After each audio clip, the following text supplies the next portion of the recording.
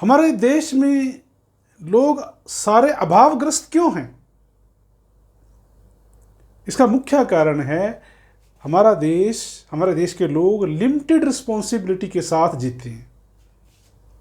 आप यूँ समझिए कि एक सरकारी नौकर जो है, कर्मचारी जो है, वो सारी उम्र एक लिमिटेड रिस्पॉन्सिबिलिटी के साथ जीता है, नियमों में बंध कर काम करता है और धीरे धीरे वो थकान की ओर जाने लगता है, क्योंकि जो लिमिटेड रिस्पॉन्सिबिलिटी है ये थकान पैदा करती है। It tyres you. वो उतना ही करता है जितना उसे उम्मीद की जाती है। नियमों में रहना। देखिए, आप कहते हो ना, नियम क्यों तोड़े जाएं? नियम का मतलब लिमिटेड हो जाना, आपकी रिस्पॉन्सिबिलिटी, आपकी उड़ान लिमिटेड हो जाना। आप कोई फैसले नहीं लेने फिर आपने, क्योंकि सब कुछ डिफाइंड है, परिभाषित है कि ये करना तो ये होगा, तो ये करना तो ये होगा। हर चीज़ परिभाषित है, बस आपने वैसे फिट होते जाना, करते जाना। और सरकारी कर्मचारी जब 10-20 साल इस तरह की ज़िंदगी जीता है तो धीरे धीरे वो थकता चला जाता है। और जब वो रिटायर होता है उसकी मौत हो चुकी होती है।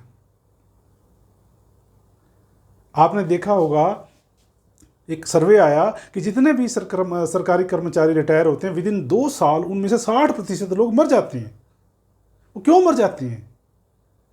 क्योंकि उन्होंने टाइम रहते कभी नए फैसले नहीं लिए, जोखिम नहीं उठाया, कोई कैलकुलेशन, इसलिए उनके अंदर मैनेजमेंट नहीं आई। उसके अंदर गोल को जो अचीवमेंट होती है, गोल को सेट करके, किसी काम को करके जो अचीवमेंट होती है, उनके अंदर अचीवमेंट नहीं आई। इसलिए वो नीरसता की ओर, थकान की ओर बढ़ते गए। 60% तो मैंने बताया कि 2 साल के अंदर मर जाते हैं। जो बाकी जिंदा रहते हैं वो भी जिंदा नहीं होते। आप सोचिए कि कितने लोग IAS, IPS, क्लर्क, कितने बैंक कर्मचारी हर साल रिटायर होते हैं। अगर उन्होंने जीवन अपनी शर्तों पे जिया होता, अनलिमिटेड रिस्पॉन्सिबिलिटी के साथ काम किया होता, तो वो एम्पावर होते चले जाते और मजबूत हो जाते और ज्यों ज्यों रिटायरमेंट के नज़दीक जाते उनके अंदर खुशी होती कि यार बड़ा जल्दी मैं अब रिटायर हो जाऊंगा, अब मैं ज़िंदगी को अपनी शर्तों पे जीऊँगा, मैं घूमूँ फिरूँगा, अब मेरे सामने बहुत सारी असंख्य संभावनाएं होंगी। लेकिन नहीं, वो थक जाते हैं, मर जाते हैं। उनके पास पैसा भी होता है, अदरवाइज इतना अनुभव भी होता है, कुछ नहीं कर पाते, समाज के लिए कुछ नहीं कर पाते। कितने IAS जब सेलेक्ट होते हैं, जब उनको नौकरी मिलती है, सेलेक्ट होते हैं, तो वो एक शपथ लेते हैं कि मैं शपथ लेता हूँ कि मैं इस देश की सेवा करूँगा तन मन धन से। क्या कुछ सेवा कर पाते हैं वो देश की? नहीं हो पाती सेवा तो हो ही नहीं रही। वो खुद भी खुश नहीं रह पाते, देश की क्या सेवा करेंगे? अदरवाइज इतने लोग रिटायर हो रहे हैं, वो संस्थाएं बनाएं, सरकार के साथ मिलके काम करें, है ना? क्योंकि पहले तो देखो उनकी मजबूरी थी, सरकारी नौकरी में नियमों में रह के काम करना पड़ता है, सीमित रिस्पॉन्सिबिलिटी होती है, उसी में काम करना पड़ता है। लेकिन उसके सीमित रिस्पॉन्सिबिलिटी के चलते वो बिल्कुल सीमित हो जाते हैं, बिल्कुल थक जाते हैं, टूट जाते हैं और किसी काम के नहीं रहते।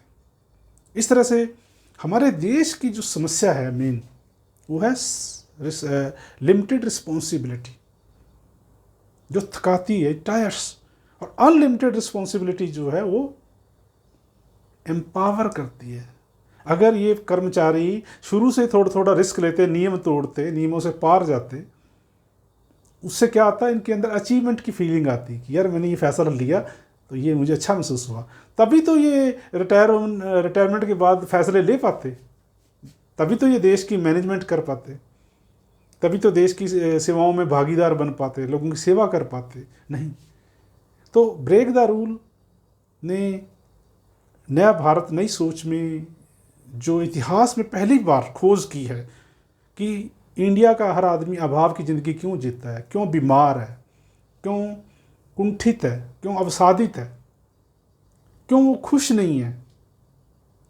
जितना मर्जी पैसा को कमा ले, बड़े से बड़ा कोई बिजनेसमैन, वो फिर भी अभाव की ज़िंदगी ही जी रहा है। कोई गारंटी नहीं है कि वो खुश हो जाएगा।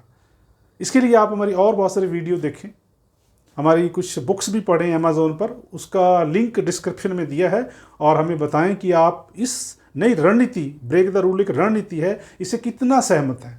Thank you so much.